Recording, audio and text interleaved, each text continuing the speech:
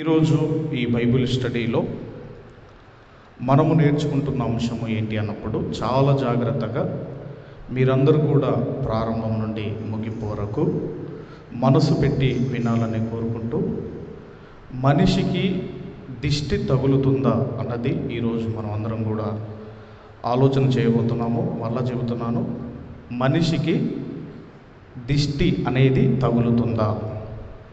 ఈరోజు మనమందరం కూడా ఆలోచన చేద్దాము. దిష్టి అనగానే ఇంగ్లీష్లోనైతే ఇవిల్ ఐ అని ఇవిల్ ఐ అన్న పదాన్ని ఉపయోగించాడు.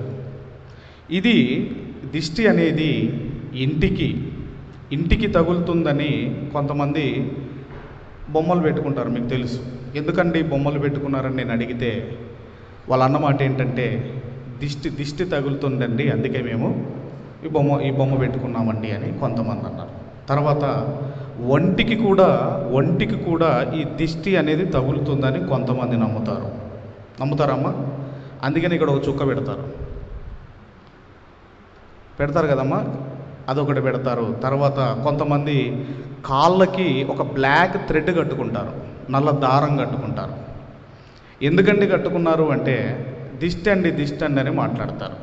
అలాగే పొలానికి కూడా తగులుతుందని అక్కడ కూడా ఒక బొమ్మ పెడతారమ్మా. పొలానికి తగులుతుందని కూడా అక్కడ కూడా ఒక బొమ్మ ఉంటుంది, దిష్టి బొమ్మ ఉంటుంది, మనందరికీ తెలుసు. అలాగే కొత్తగా బైక్ కొన్నారనుకోండి, దానికి తగులుతుందని దానికి ఇన్ని నిమ్మకాయలు, ఇన్ని మిరపకాయలు, ఇంత జీడి ఇవన్నీ కలిపి దాన్ని గుచ్చి దానికి పెడతారు. ఎందుకు పెడతారంటే దిష్టి తగులుతుంది అని. అంటే మనిషి నమ్ముతున్నది, మనిషి భయపడుతున్నది దేనికి అన్నప్పుడు దిష్టి తగులుతుంది అని ఈరోజు మనిషి భయపడుతున్నాడు. కొంతమంది ఏమంటారంటే, అమ్మో వాళ్ళ కన్నులు మంచివి కాదండి, వాళ్ళ కన్ను దృష్టి మన మీద పడ్డదంటే మనం అయిపోయినట్టే అని కొంతమంది మాట్లాడతారు. అవునా కదా? అంటే వాళ్ళ కన్ను మన మీద పడినంత మాత్రాన మనకేదో అనారోగ్యం వస్తుందా? వాళ్ళ కన్ను మన మీద పడినంత మాత్రాన మనకేదో ప్రమాదం జరుగుతుందా? లేదంటే మన సంపద ఏమైనా మనం కోల్పోతామా? కాబట్టి దేన్ని మనము నమ్ముతున్నాము అన్నప్పుడు దేన్ని నమ్ముతున్నాము అంటే, చాలామంది ఈ దిష్టి గురించి చాలామంది, మరి నాకు కొంతమంది కూడా కాల్ చేసి, బ్రదర్ మా చిన్న పాప పలాని వాళ్ళ ఇంటికి వెళ్ళింది, వచ్చేసరికి ఒకటే ఏడుపు, ఇవన్నీ కూడా మరి జరుగుతూ ఉన్నాయి, పోనీ ఏమన్నా దిష్టి లాంటిది ఏమైనా తగులుతుందా అని అడిగారు. అప్పటి నుంచి నేను దీని గురించి చెప్పాలని ఆలోచిస్తున్నాను. ఇక ఈరోజు దేవుడు మనకు ఈ యొక్క అవకాశాన్ని దేవుడు కలిగించాడు. కాబట్టి దిష్టి అనేది తగులుతుందా? ఒకరి కనుదృష్టి మన మీద పడితే మనకేమైనా ప్రమాదము, లేదంటే మన సంపద ఏమైనా కోల్పోవటం, మనకేదైనా జరుగుతుందా అని ఈరోజు మనం అందరం కూడా ఆలోచిస్తున్నాము. అయితే ఇది నేను మీకు ఎందుకు చెబుతున్నాను అంటే, ఇది నేను ఎవరినో కించపరచడానికో ఎవరినో ఉద్దేశించి చెప్పటం లేదు, కానీ మీకు ఒక అవగాహన రావాలి. అమ్మ, ఏం రావాలి మీకు? దీని మీద మీకు ఏం రావాలి? ఒక అవగాహన రావాలి అన్న ఉద్దేశంతో నేను చెబుతున్నాను. అయితే మనిషి కనుదృష్టి మరొక మనిషి మీద పడితే అతనికి మంచిది కాదా? ఇది ఈరోజు మనము ఆలోచిద్దాము. అయితే మీరు ఆలోచన చేయగలిగితే, ఇప్పుడు ఒకరి కన్ను మంచిది కాదు, ఆ వ్యక్తి కన్ను మన మీద పడితే, ఒకవేళ మనకు ఏదో అయింది అనుకుందాం, ఒకవేళ అలా మనకేదన్నా అయితే మరి పైన దేవుడు ఉండేందుకు? అమ్మ, నేను చెప్పేది అర్థమవుతుందా? ఒకవేళ మనిషి కన్నే మన మీద పడితే మనకి ఏదన్నా రోగాలు రావటమో, లేదంటే మన ఆస్తిని కోల్పోవటమో, లేదంటే ఏదన్నా ప్రమాదం జరగటం, ఇలాంటివి జరిగినాయి అనుకోండి. అప్పుడు మరి ఇవన్నీ జరుగుతుంటే పైన దేవుడు ఉండేందుకు? అందుకే బైబిల్ గ్రంథంలోనికి వెళ్ళి అసలు దిష్టి వల్ల ఏమైనా ప్రాబ్లం ఉందా, లేదంటే దేని వలన అపాయం ఉంది, దేని వలన ప్రమాదం ఉంది, ఒకవేళ ఒక మనిషి కన్ను పెట్టినంత మాత్రాన ఆ కన్ను పెట్టిన వ్యక్తికి ఎవరికైనా ఏమైనా ఆపద సంభవిస్తుందా అని ఎప్పుడు కూడా మన చేతిలో ఉన్న ఈ గ్రంథమే మనకు ఏంటంటే ఆధారం, ఎవిడెన్స్. ఏదైనా ఈ ప్రపంచంలో మీకు ఏ డౌట్ అయినా రానివ్వండి, మీకు ఏ ప్రశ్న అయినా రానివ్వండి, ప్రతి ప్రశ్నకు జవాబు ఏంటంటే మన చేతిలో ఉన్న గ్రంథం, మన చేతిలో ఉన్న ఏ సమస్యన రానివ్వండి, ఏదైనా రావండి, అసలు ఇది ఎందుకు జరుగుతుంది, ఇది ఎందుకు జరుగుతుంది అని మీరు బైబిల్ను గనక రీసెర్చిటికల్గా పరిశీలనాత్మకంగా మీరు చదివితే బైబిల్లో నుండి మనము తెలుసుకోవచ్చు. ఇప్పుడు దిష్టి అనేది తగులుతుందా, ఒకరి కనుదృష్టి మరొకరి మీద పడినంత మాత్రం వాళ్ళకి ఏమన్నా అవుతుందా అని ఇక బైబిల్ గ్రంథంలో కొన్ని సందర్భాలు ఉన్నాయి. మనం అందరం వెళ్ళి ఆ సందర్భాలు మనం చూడగలిగితే ముందుగా మనందరం కూడా దయచేసి ముందుగా ఆదికాండము 16వ అధ్యాయము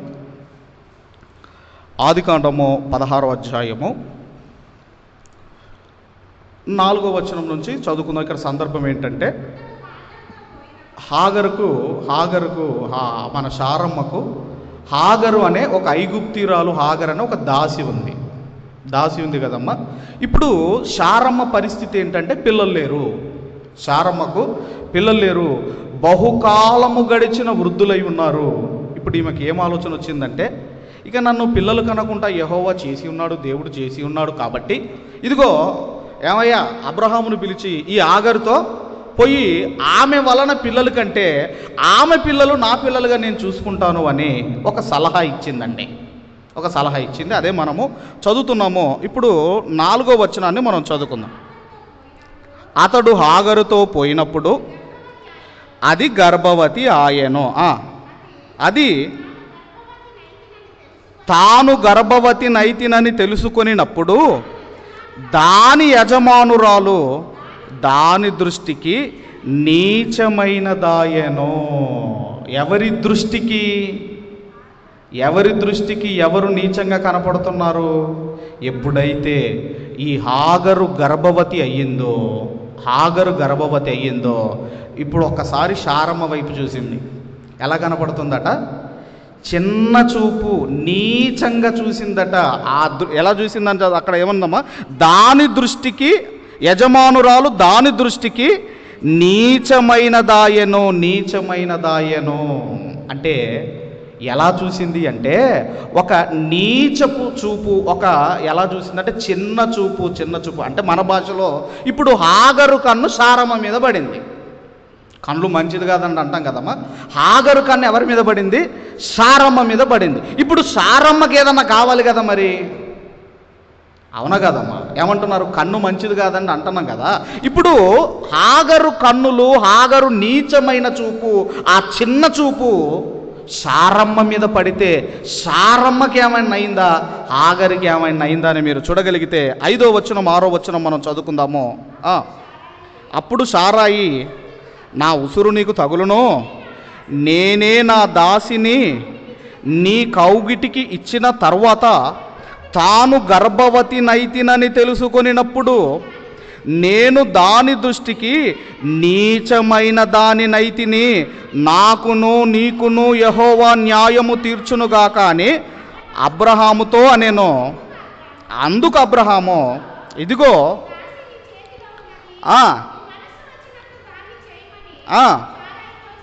శారాయితో చెప్పెను. శారాయి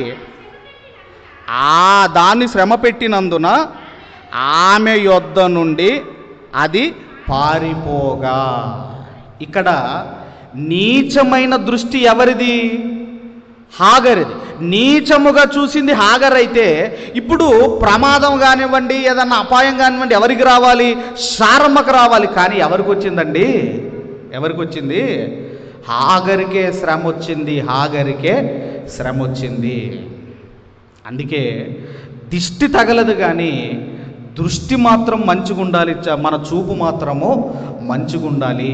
అందుకే దిష్టి అనేది దోషం కాదు కానీ దృష్టిలో లోపం ఉండకూడదు. దృష్టిలో లోపం ఉన్నదనుకోండి, మీరు చూసే దృష్టిలో లోపం ఉన్నదనుకోండి, ఆ లోపము మీకే శ్రమను తీసుకొస్తుంది.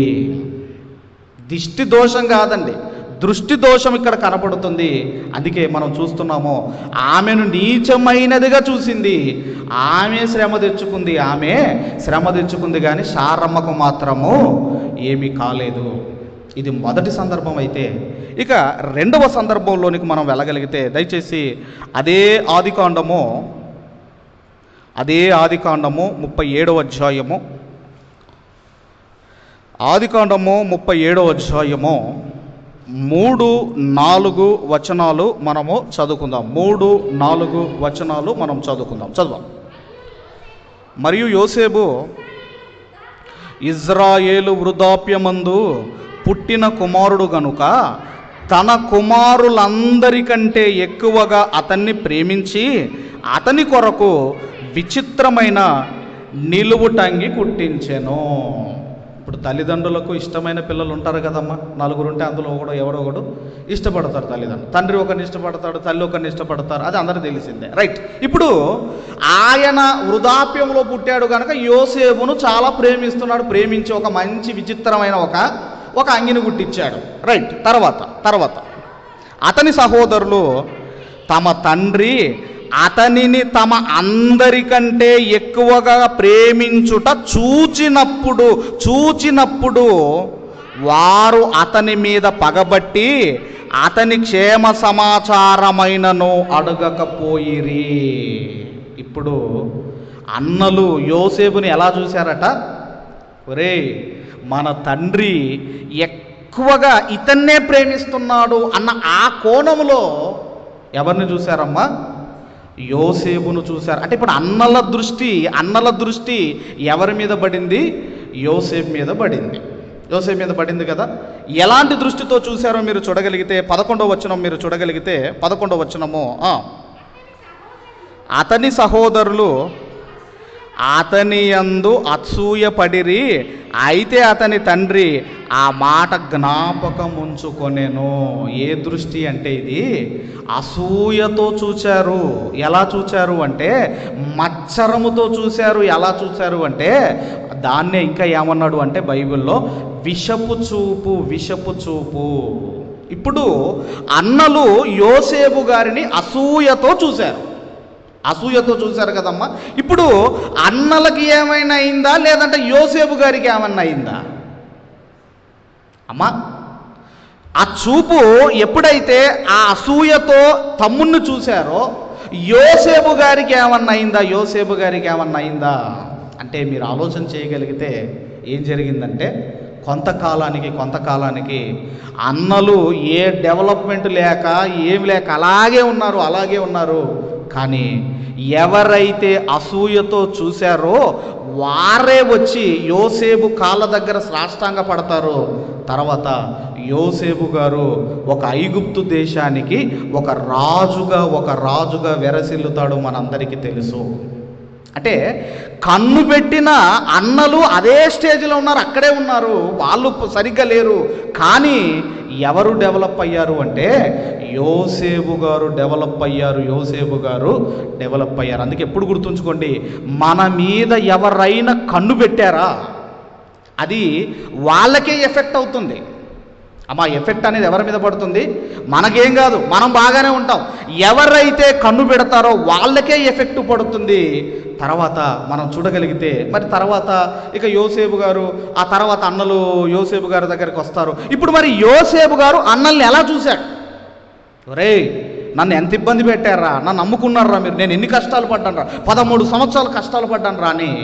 ఇప్పుడు యోసేపు గారు ఆయన కనుదృష్టి అన్నల మీద ఎలా ఉందో మీరు చూడగలిగితే అదే ఆదికాండము 50వ అధ్యాయము 15వ వచనము నుంచి 21వ వచనం వరకు గల వాక్య భాగాలు చదవము. యోసేపు సహోదరులు తమ తండ్రి మృతి పొందుట చూచి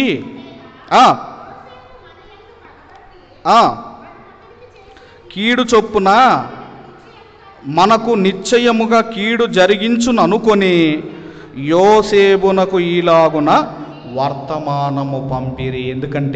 ఎందుకంటే వీళ్ళ చూపు మంచిది కాదు, అసూయతో చూశారు. భయం పట్టుకుందండి.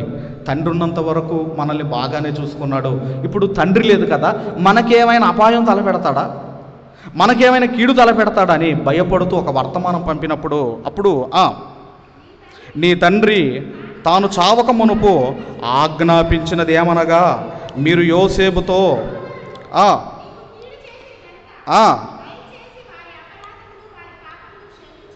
ఆ అతనితో చెప్పుడా నేను. కాబట్టి దయచేసి నీ తండ్రి దేవుని దాసుల అపరాధములను క్షమించుమనిరి. వారు యోసేపుతో ఇలాగూ మాట్లాడుచుండగా అతడు ఏడ్చెను. మరియు అతని సహోదరులు పోయి అతని ఎదుట సాగిలపడి, ఇదిగో మేము నీ దాసులమని చెప్పగా, యోసేపు భయపడకుడి, నేను దేవుని స్థానమందున్నానా? మీరు నాకు కీడు చేయనుద్దేశించితిరి గాని నేటి దినమున జరుగునట్లు అది బహు ప్రజలకు బ్రతికించున్నట్లుగా అది మేలుకే దేవుడు ఉద్దేశించను. కాబట్టి భయపడకుడి, నేను మిమ్మును మీ పిల్లలను పోషించదనని చెప్పి వారిని ఆదరించి వారితో ప్రీతిగా మాటలాడెను. ఇప్పుడు యోసేపు గారు అన్నల్ని ఎలా చూస్తున్నాడమ్మా? ఎలా చూశాడు?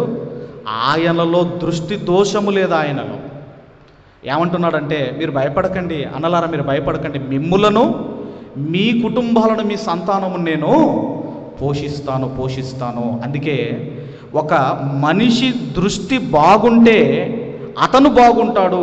ఒక మనిషి దృష్టి బాగలేకపోతే అతనే పాడవుతాడు. అందుకే ఎవరిదైనా కన్ను మన మీద పెట్టారనుకోండి, మనం బాగానే ఉంటాం, కానీ ఆ వ్యక్తి అతనే పాడవుతాడు, అతనే శ్రమలు కొని తెచ్చుకుంటాడు. కాబట్టి దిష్టి దోషం అనేది ఉండదు. కానీ నరదృష్టి అది ఎలా ఉండాలి అంటే అది మంచిగా ఉండాలి. అందుకే బైబిల్ గ్రంథంలో ఇది 2వ సందర్భం అయితే, ఇక 3వ సందర్భంలోనికి మనం అందరం కూడా వెళదాము. సమూయేలు మొదటి గ్రంథము 18వ అధ్యాయము. సమూయేలు మొదటి గ్రంథము 18వ అధ్యాయము. దయచేసి 18వ అధ్యాయము మనం అందరం కూడా దయచేసి 7వ వచనం నుంచి మనము చదువుకుందాం. సందర్భం మీ అందరికీ తెలుసు కదమ్మా. సందర్భం ఏంటంటే అక్కడ గాతువాడైన గొలియాతు 40 రోజుల నుండి ఇజ్రాయేల్ని ఛాలెంజ్ చేస్తున్నాడు. మీలో వీరులు లేరా, మీలో ఆళ్ళు లేరా, బలవంతులు లేరా అని ఛాలెంజ్ చేస్తున్నప్పుడు అన్నలకు ఇతను టిఫిన్ తీసుకొని వస్తాడు. ఆ మాటలు విన్నాడు. ఏమన్నాడు అంటే, జీవము లేని ఈ సున్నతి లేని ఈ ఫిలిస్తీయుడు జీవము గల దేవుని తిరస్కరించటం ఏంటి అని అతని మీదికి యుద్ధానికి వెళతాడు. మొత్తం మీద ఏం చేస్తాడు అంటే గొలియాతు తలను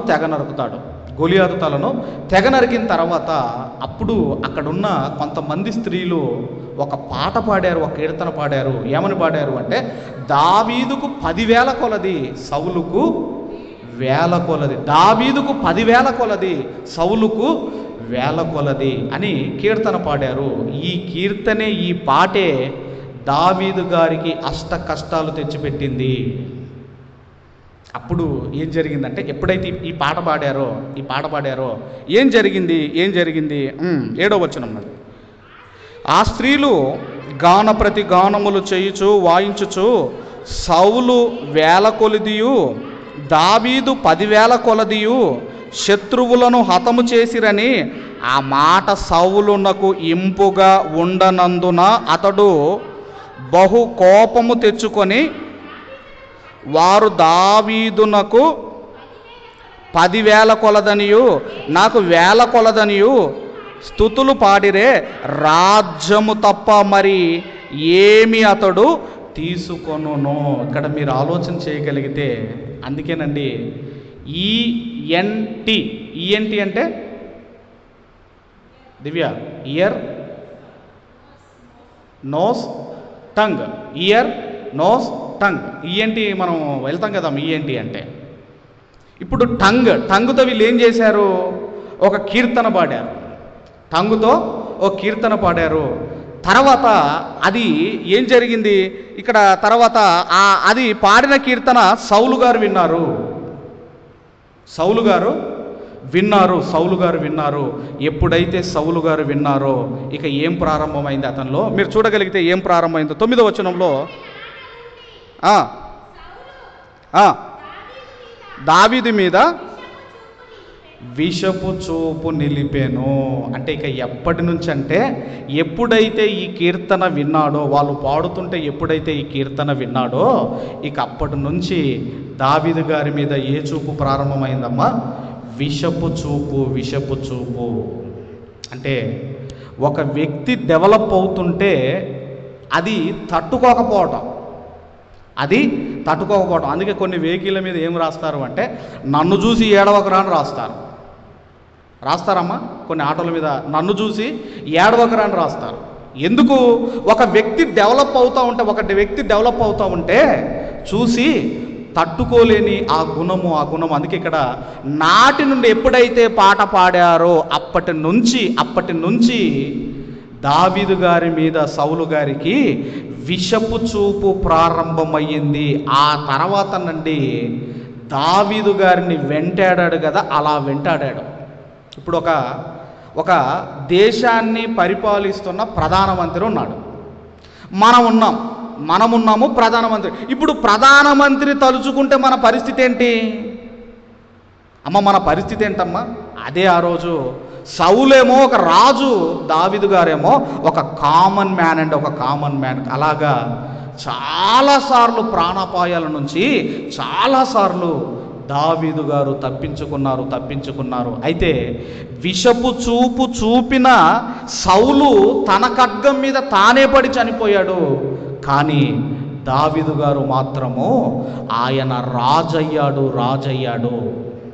కనుదృష్టి మంచిగా లేని వ్యక్తి చచ్చిపోయాడు, ఆత్మహత్య చేసుకున్నాడు.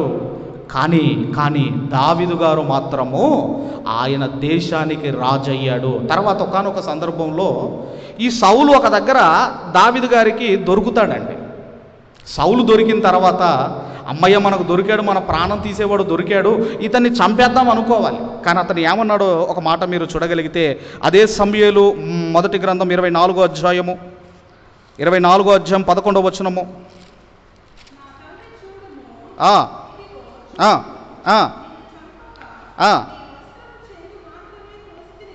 కోసితిని గనుక నా వలన నీకు కీడు ఎంత మాత్రమును రాదనియు, నాలో తప్పిదము ఎంత మాత్రము లేదనియు నీవు తెలుసుకొనవచ్చును. నీ విషయమై నేను ఏ పాపము చేసిన వాడనై ఉండగా నీవు నా ప్రాణము తీయవలనని నన్ను తరుముచున్నావు. ప్రాణము తీయవలనని తరుముచున్న సౌలుని ఏమంటున్నాడు అంటే నా తండ్రి అంటున్నాడు. నువ్వు నాకు చిక్కావు, కానీ నేను నీకు కీడును తలపెట్టడం లేదు. అంటే ఒక విషపు చూపు చూసిన ఆ సౌలే పతనమైపోయాడు. కానీ దావీదు గారు ఆ ఇజ్రాయెల్ దేశానికి ఆయన రాజైపోయాడు. కాబట్టి ఇదంతా మనం విన్న తర్వాత మీకు ఏమర్థం కావాలి అంటే ఆ దృష్టి లోపం ఉండొద్దు, మన చూపులో లోపం ఉండొద్దు. దిష్టి దోషం కాదు, కానీ దృష్టిలో మాత్రము లోపం ఉండొద్దు. లోపం ఉన్నదా? ఒకరంటే మనం పడటం లేదా? ఒకరిని చూసినప్పుడు మనం చిన్న చూపు చూస్తున్నామా? ఒకరిని విషపు చూపు చూస్తున్నామా? అయితే మనకు మనమే శ్రమలు కొని తెచ్చుకుంటున్నాము. ఇక యేసుక్రీస్తు వారు ఈ యొక్క దిష్టి అనేది ఉండదు అని యేసుక్రీస్తు వారు కూడా ఆయన స్వయంగా చెప్పిన మాట మీరందరూ చదవగలిగితే, దయచేసి మీరందరూ కూడా చదవగలిగితే మత్తయి సువార్త 6వ అధ్యాయము, దయచేసి అందరం కూడా మత్తయి సువార్త 6వ అధ్యాయము 22వ వచనము. 6వ అధ్యాయము 22వ వచనము. నేను మీతో చెప్పున్నది ఏమనగా 6:22 కదమ్మా, 6:22. దేహమునకు దీపము కన్నే గనుక నీ కన్ను తేటగా ఉండిన ఎడల నీ దేహమంతయు. ఇక్కడ ప్రభువు కంటి జబ్బుల గురించి చెబుతున్నాడమ్మా. కంటి జబ్బుల గురించి మాట్లాడుతున్నాడా? దేని గురించి మాట్లాడుతున్నాడు? నీ కన్ను గురించి మాట్లాడుతున్నాడు. మన దేహం అంతటికి దీపం ఏంటండి?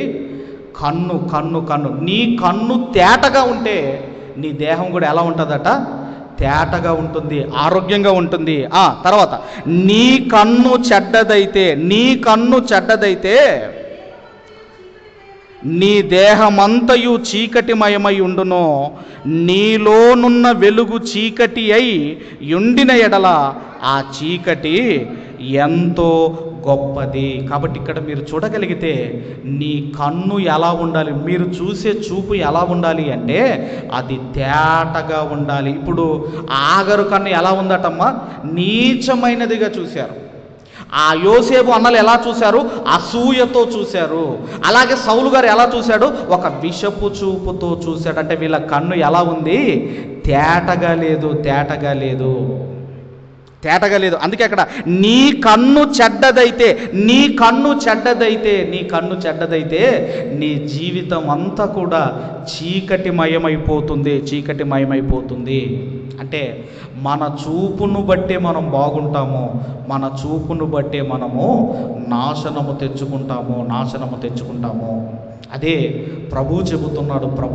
అందుకే మీ కన్ను జాగ్రత్త. అందుకే ఏమన్నారు అంటే సర్వేంద్రియాణం నయనం ప్రధానం. సర్వేంద్రియాణం నయనం ప్రధానమే కాదు, ఈ కన్నులతో మనకు ప్రమాదము కూడా ఉంది.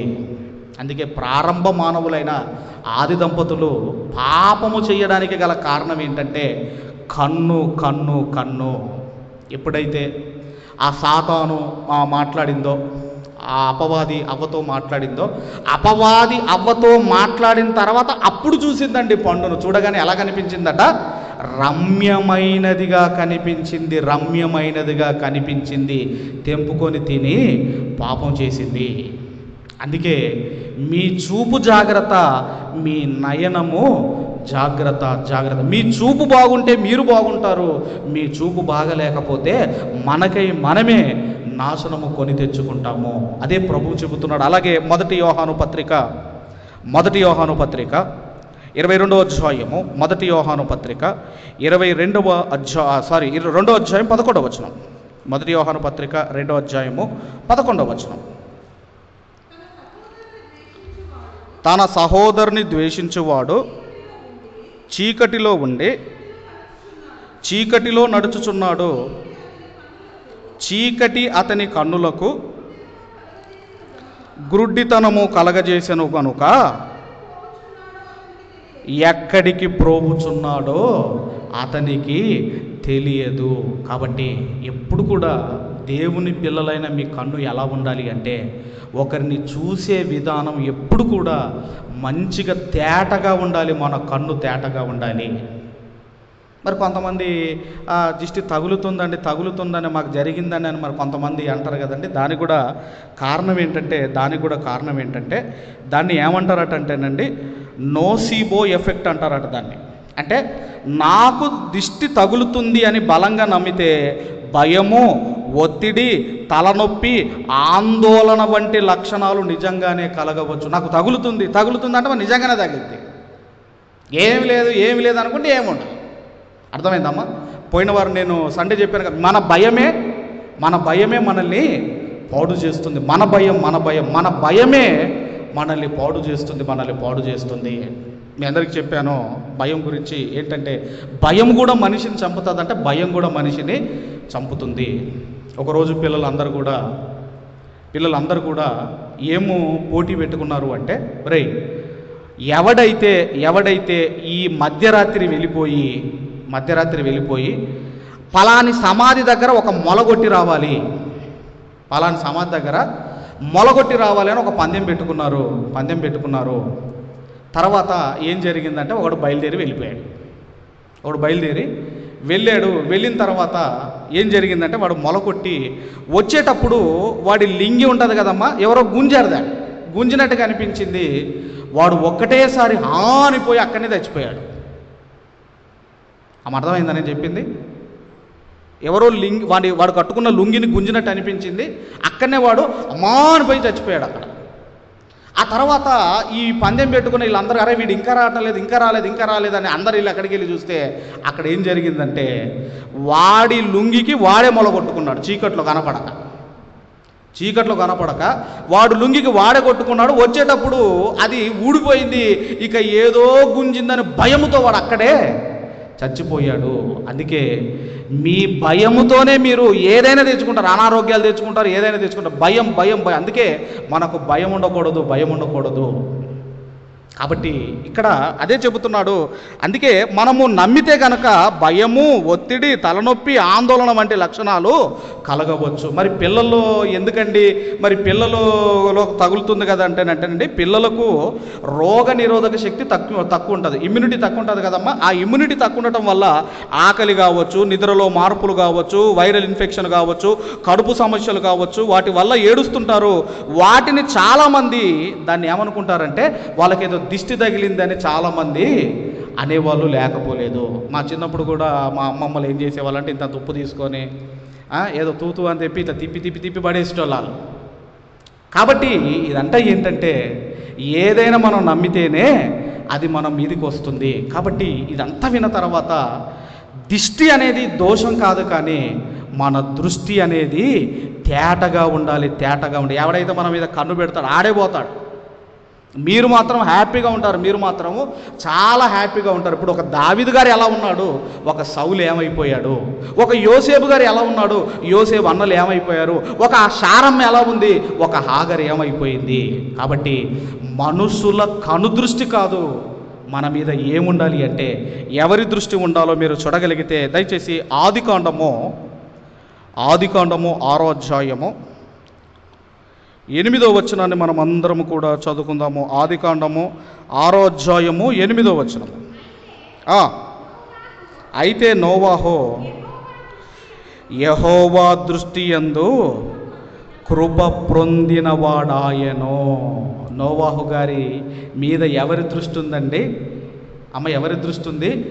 మనుషుల దృష్టి కాదట, దేవుని దృష్టి నోవాహు గారి మీద ఉంది.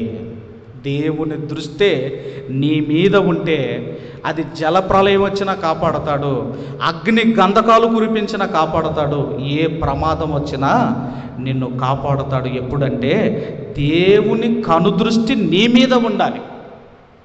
అప్పుడప్పుడు కొంతమంది లీడర్లను చూసి అయ్యా కొంచెం మీ కన్ను మా మీద ఉంటే చాలయ్యా అంటారు. వాళ్ళ కన్ను వీళ్ళ కన్ను కాదు, అవి మంచి కన్నులు కాదు. అవి ఎవరి కన్ను ఉండాలంటే మన మీద దేవుని దృష్టి మీ మీద ఉండాలి. మీరు దేవుని దృష్టిలో పడాలి.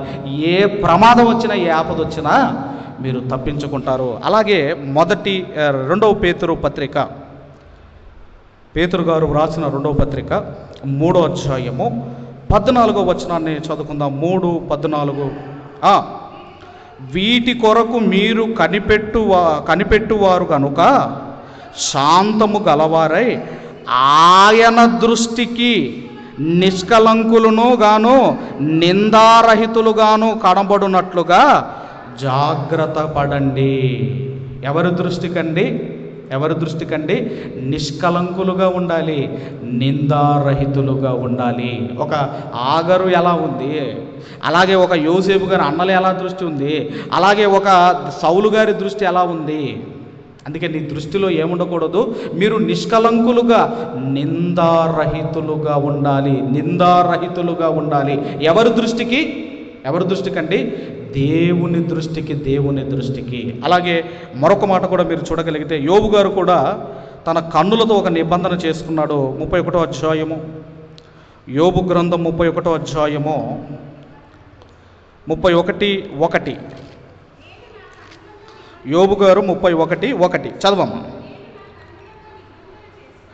నేను నా కన్నులతో నిబంధన చేసుకొంటిని, కన్యకను నేనేలాగూ చూచెదను. ఒక యోబు గారు తన కన్నులతో ఒక ఒడంబడిక లేదంటే ఒక నిబంధన, ఒక కోవనెంట్ చేసుకున్నాడు. అంటున్నాడు, కన్యకను నేను ఎలాగూ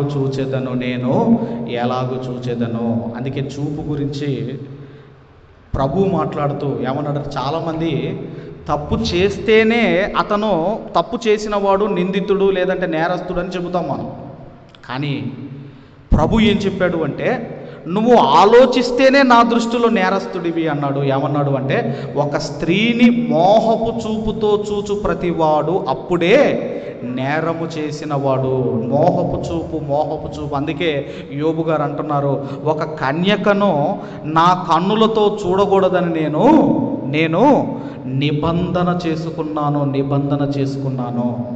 మనకంటే పెద్దవాళ్ళ నీవు తల్లిగా పిలువు, మనకంటే చిన్నవాళ్ళ నువ్వు చెల్లెగా పిలువు, మనకంటే పెద్దవాళ్ళ తల్లి అను, మనకంటే చిన్నవాళ్ళ ఇదిగో నువ్వు చెల్లి అని మనం నేర్చుకోవాలి. అందుకే యోబు గారు నిబంధన చేసుకున్నాడు. చివరిగా ఇంకొక మాట చూసుకొని మనము ముగించుకుందాము.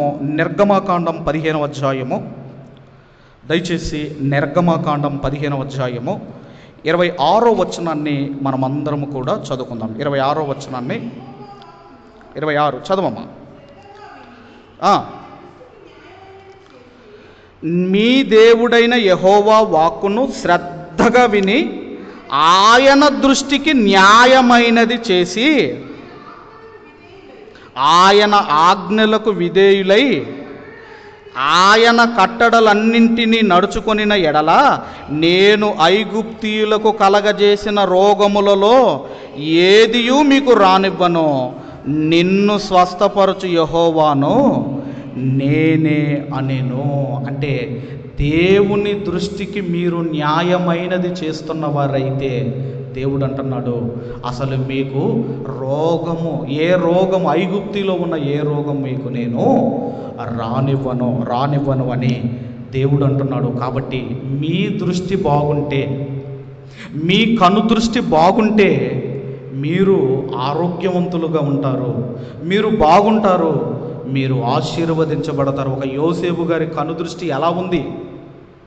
ఆయన అన్నలైతే అసూయతో చూశారు, కానీ యోసేపు గారు అంటున్నారు, నేను మీ కుటుంబాలన్నింటిని నేను పోషిస్తాను. ఎంత మంచి ఆ మాట అండి, అది మీరు ఆలోచించండి. కాబట్టి మీ దృష్టి బాగుంటే మీకు ఆరోగ్యము, మీరు బాగుంటారు, అలాగే మీరు ఆశీర్వదించబడతారు. అంతేగాని దిష్టి దోషము కాదు, దిష్టి అనేది దోషముగా మారదు, కానీ మీ దృష్టిలో లోపము లేకుండా మీరందరూ చూసుకోండి, మీరందరూ దీవించబడతారు, ఆశీర్వదించబడతారు.